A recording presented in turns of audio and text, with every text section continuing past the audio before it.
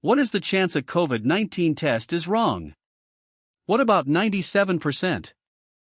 A 97 false positive reading for the most common tests used to detect COVID-19 is a crime. Some experts say tourism destinations like Hawaii rely on a flawed test for visitors to avoid quarantine.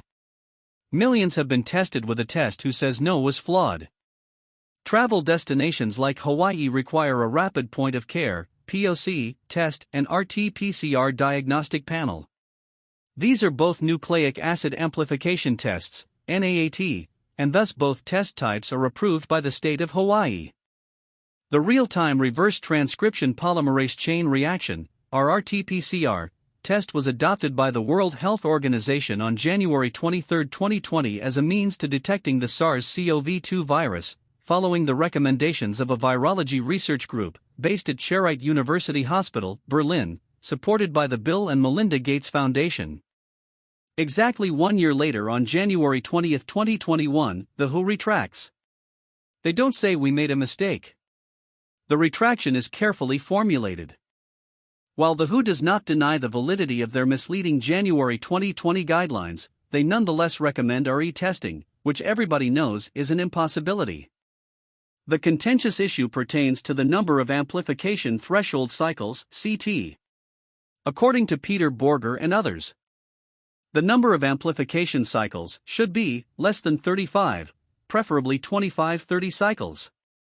In the case of virus detection, 35 cycles only detect signals which do not correlate with infectious virus was determined by isolation in cell culture. The World Health Organization, WHO, tacitly admits 1 year later that all PCR tests conducted at a 35-cycle amplification threshold, CT or higher, are invalid. But that is what they recommended in January 2020, in consultation with the virology team at Charité Hospital in Berlin. If the test is conducted at a 35 CT threshold or above, which was recommended by the WHO, the virus cannot be detected, which means that all the so-called confirmed positive cases tabulated in the course of the last 14 months are invalid. According to Peter Borger, Bobby Rajesh Malhotra, Michael Yedden, the CT35 has been the norm in most laboratories in Europe and the US. Below is the WHO's carefully formulated retraction. The full text with link to the original document is in Annex.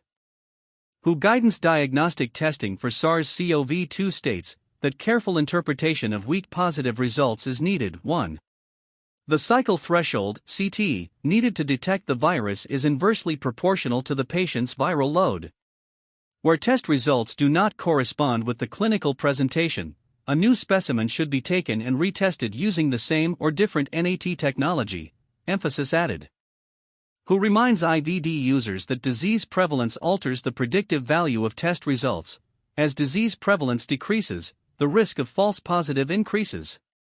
This means that the probability that a person who has a positive result, SARS-CoV-2 detected, is truly infected with SARS-CoV-2 decreases as prevalence decreases, irrespective of the claimed specificity.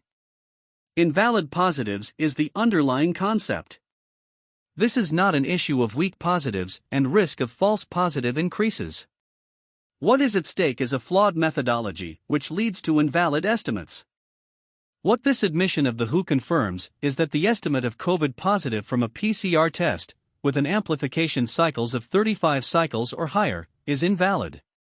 In which case, the WHO recommends retesting. A new specimen should be taken and retested. That recommendation is pro forma.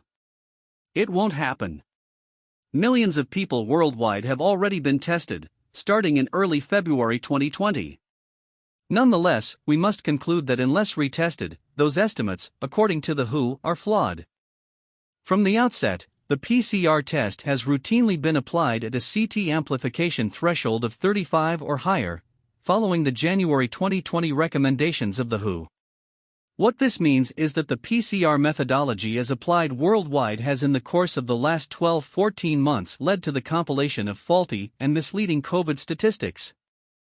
And these are the statistics that are used to measure the progression of the pandemic.